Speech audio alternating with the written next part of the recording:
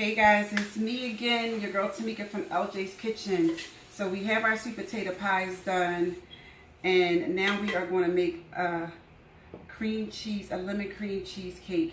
And I made one, I guess about a little over a week ago, and everybody was like asking about it. So I said that I would do a full video on making it.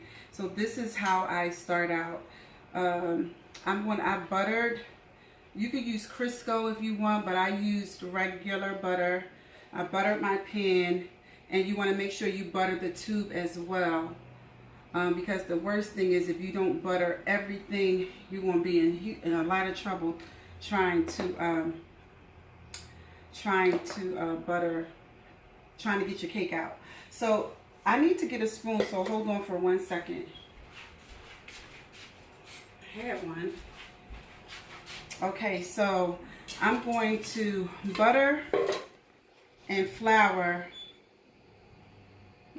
this cake pan. And when you do the tube, I think I saw someone do this, you just want to make sure you get the butter and flour around everything. And then I usually kind of toss it. And you want to make sure you go all the way up. So when I do the tube, this is how I do the tube. Just sprinkle a little, turn it to the other side, a little sprinkle here. But make sure you get the entire pan floured. Because the worst thing is to make a delicious cake and you can't get it out of the cake pan. So this time, before I used the bundt pan, and I felt like my bundt pan, even though it was a 10-inch, it went over the line a little bit. So I'm trying to use a different cake pan just to make sure. So I kind of do this. I'm over a trash can, guys. So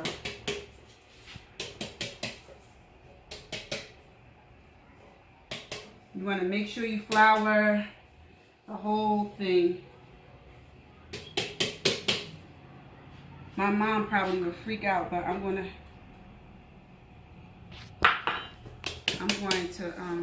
put this back in here. Probably making a mess. And you want to get all that excess flour off and just toss it.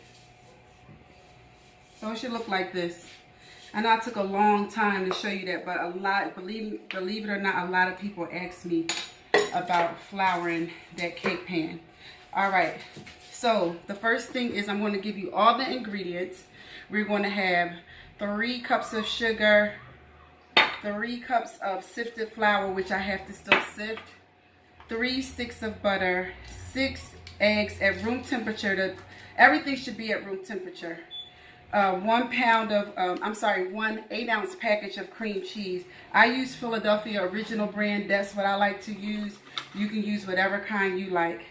Also, I got this new butter. I'm going to tell you about that too. But let's make sure I stay focused and tell you about the ingredients. So we have, let me start again, 3 cups of sugar, 3 cups of sifted flour. I have 3 sticks of butter, 6 eggs.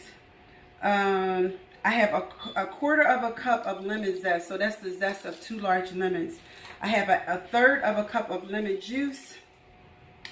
And I have a teaspoon of vanilla flavoring and a full tablespoon of lemon extract. Did I forget anything? I don't think so. So that's all the ingredients in this cake. So we are going to start off with this cake by creaming the cream cheese and the butter together. So we're going to add this entire package of cream cheese. Oh, I did forget something. Again, I keep forgetting the salt. You have to have salt in this mixture. So I already put the salt in with the flour because I'm going to sift them together. And I have a quarter of a teaspoon of salt. Okay, for this cake. All right, so I'm going to empty all of these in, and we're going to get to creaming this cake.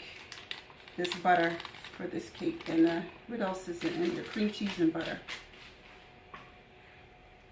So, oh, I wanted to tell you about this butter. So this is salted butter. You can use unsalted if you like, because you do still put salt in with this, but I still like to use salted butter. That's just my preference. Use what you like.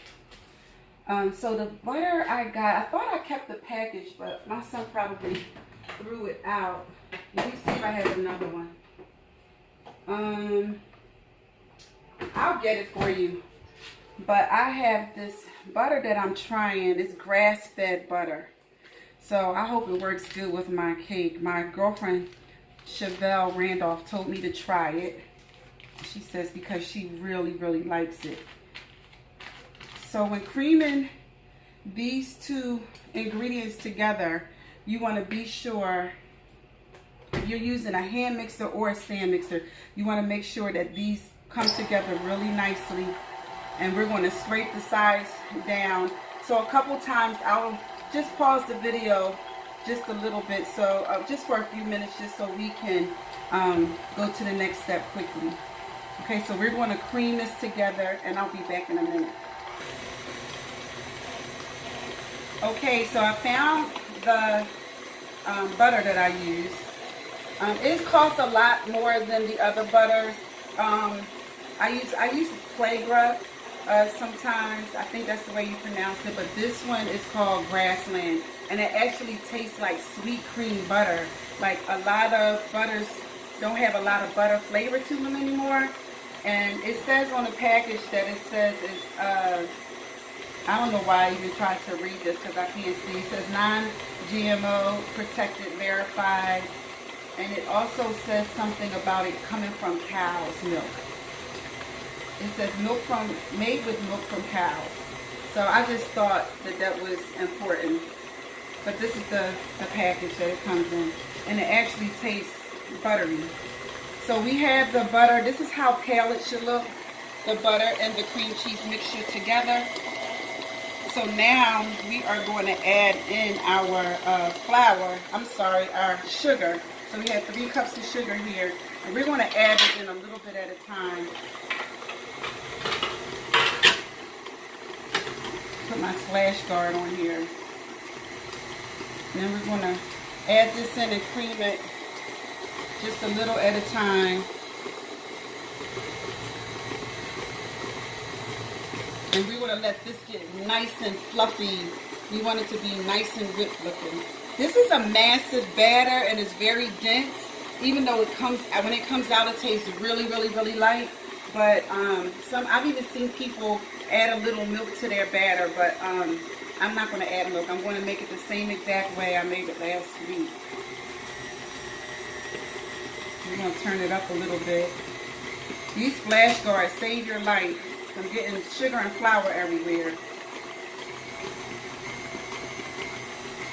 Got a little bit more sugar to add in. And we're going to scrape our sides down. And I'm going to actually show you scraping those sides down is important. So I whipped I creamed my butter and cream cheese together for probably about 5 minutes. I don't know if that's too long or not, but I did. I did it for 5 minutes. I actually sifted my flour. So if you have someone at home like me, sometimes my son does this thing where he goes into my sugar and for whatever reason, I don't know how it gets lumps in it. I'm just going to say maybe he put a wet spoon and dipped it out. I always have a container and I like to dip I don't put anything other than the measuring cup that it goes in because I don't want it to be contaminated. So I'm going to have to set up something different for him because I like my sugar, my flour, my brown sugar all in airtight containers. Okay, so that sugar is mixed up pretty good. I'm going to scrape it down a bit. I just want to scrape the sides down.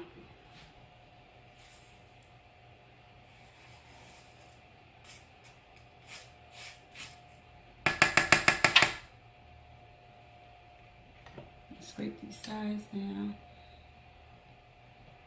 Okay, I'm gonna let it go just a little bit longer. And while it's going, I'm going to add in 1 egg at a time. I don't really need this for the eggs. And remember what I said about eggs. You crack your eggs in a separate bowl because you don't want to crack them in the mixing bowl that you're mixing everything in. Because if you have a spoiled egg, it ruins your whole batter. And you know butter is expensive. Everything's expensive these days.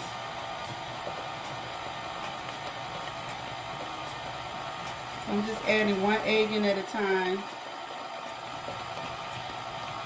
So we have 2, 4 more to go. And don't rush it. I know I'm on camera and all of that stuff, but don't rush it. It's really important that you just, when you don't see any more egg, then you can add another one in. When that gets mixed in, then add another one, and then you'll turn it up and let it mix in a little bit more. Okay. Someone said that they used extra large or jumbo eggs because they said large eggs are not large eggs anymore. And it's sad what the food industry is doing to our food, because your grandmom's recipe won't work in today's world of cooking, because they shrunk the eggs. The extra large shrimp are not extra large or jumbo anymore.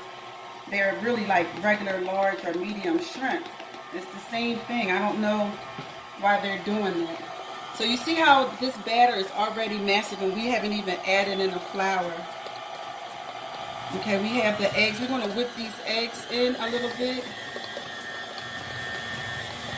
And let it just whip in. And then I'm going to take my lemon zest. And I'm going to add in my lemon zest. Let me turn this off for a minute. I'm going to add in my lemon zest. Some people put their lemon zest and stir it in. I've seen them do that as well. Because sometimes the lemon zest get caught on the blades.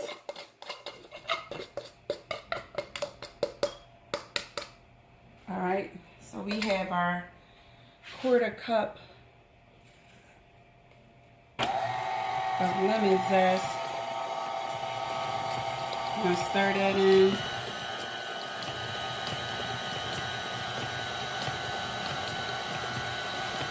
Okay.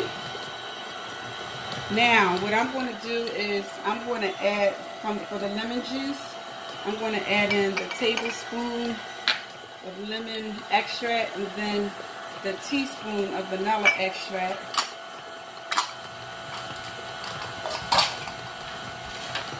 And we are going to alternate that with the flour.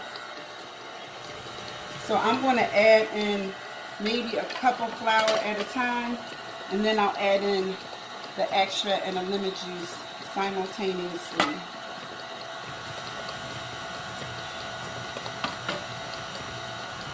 Why am I holding this spoon?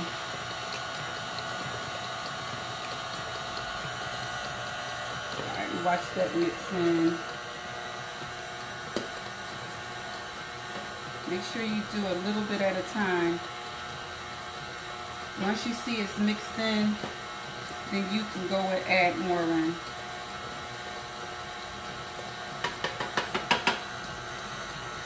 So I know this takes a little bit of time, but we have 3 cups of flour and salt. Well, we have 3 cups of flour. Remember, I added the salt in with it.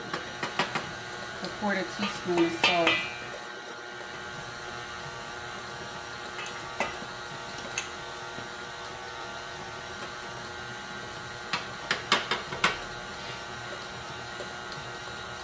If I didn't have this splash guard on here, I would really like mess up this whole kitchen. I just wanted to make sure you guys know that this stuff is really simple. It's not as hard. I had made bacon so hard because I was just afraid of it, because you have a couple fails and I was afraid of it. So what I decided to do, I said, listen, if I'm encouraging people to cook, then I'm gonna make sure that I learn how to bake. So I'm teaching myself. I ask other people. I ask some of my loved ones. You know, how do you make this or how do you make that? And I'm learning. So just like you guys learn cooking tips from me, I'm learning how to bake. This batter is really, really thick. And we're going to, once we get all the flour in, I was supposed to add some of the lemon juice in with it.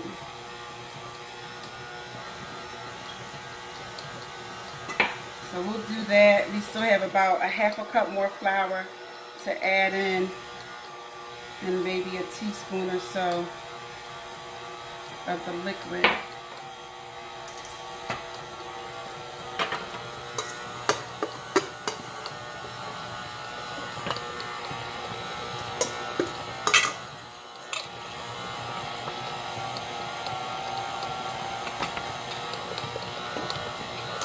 Okay, that was all my flour.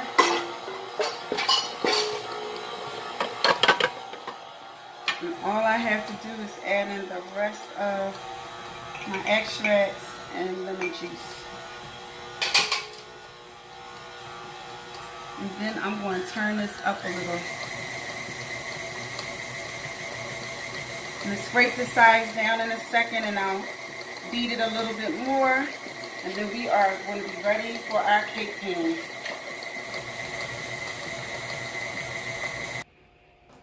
Alright, so this is our batter. Ooh, look at this. We have our oven already preheated to 325. Do you see how this lemon zest, I'm sorry guys, you see how that lemon zest stuck to the blades? You want to just still mix that in, because sometimes the lemon zest sticks to the blades and sometimes it doesn't. I don't know, but it's good to make sure that you get it all. So we just want to give this one more stir, and we want to try to get all the batter off that we can. Some batter fell, and my son actually ate the batter, and it had a whole bunch of lemon zest on it, so I'm mad. I'm mad that he just did that, because I was going to get that batter. Okay. Kayla, you want some too? You want batter? Huh? Okay. You get to lick the bowl when I'm done. No, I get... You get to lick the bowl when I'm done. Alright, so I'm just going to make sure you get this, Shaq. Spoon in a little bit at a time, because it's very dense. You see I got a boo-boo right there. Like, I'm probably going to have a dream about that tonight. I hate making mistakes. I make a lot of them, but I hate making them. But that's how you learn, though. So, this batter is massive. Now, I feel like this cake pan is holding up way better. My other cake pan, even though it's 10-inch, it seemed like the batter was all the way up to the top. So this seems like it's not doing it this time with this cake pan.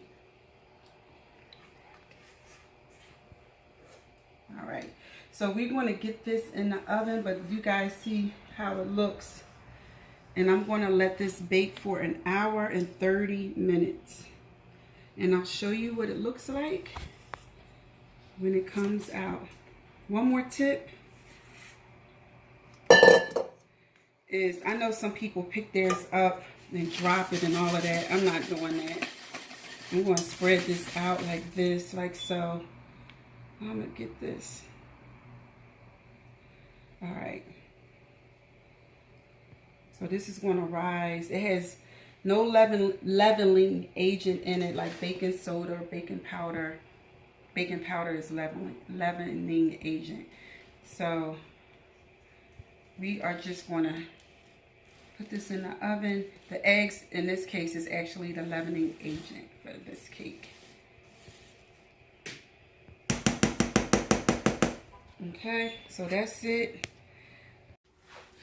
Hey guys, I'm back. So this is our cake. It's out of the oven. When I make cakes in this cake pan, it always comes out different than when I make it in my bundt pan. My son did not want like any kind of glaze on this or anything, so we're not going to do it. So normally I would mix, if you want to do a glaze, however, you can mix a cup of powdered sugar with maybe how many tablespoons? Maybe like 2 tablespoons of lemon juice, and then I add a little water, or you can add a little milk to it and just stir it until it's like a glazed consistency. So I checked this cake and it comes out pretty clean, and I let it sit. I did run a knife through the sides and it came out pretty clean. So I'm going to turn it over and slide it on a wire rack. Put it on a wire rack and let it finish cooling. So,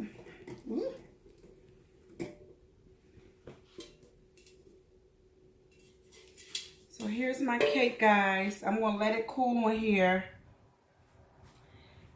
and then that's it. I'm not cutting it. I don't want to cut it at all because I'm nervous if I cut it that it's going to start to crumble or whatever. So if you want, like I said, if you want to put a glaze on it, I'm bummed out that he doesn't want glaze, but I don't know, maybe I can talk him into letting me put a glaze on it. Nope. So there it is, guys. I hope that helped you with your holiday preparations. A lemon cream cheese pound cake, and you can skip the lemon if you're not a lemon person and just do all vanilla flavoring. And then I had a sweet potato pie, but my son and niece got into my sweet potato pie.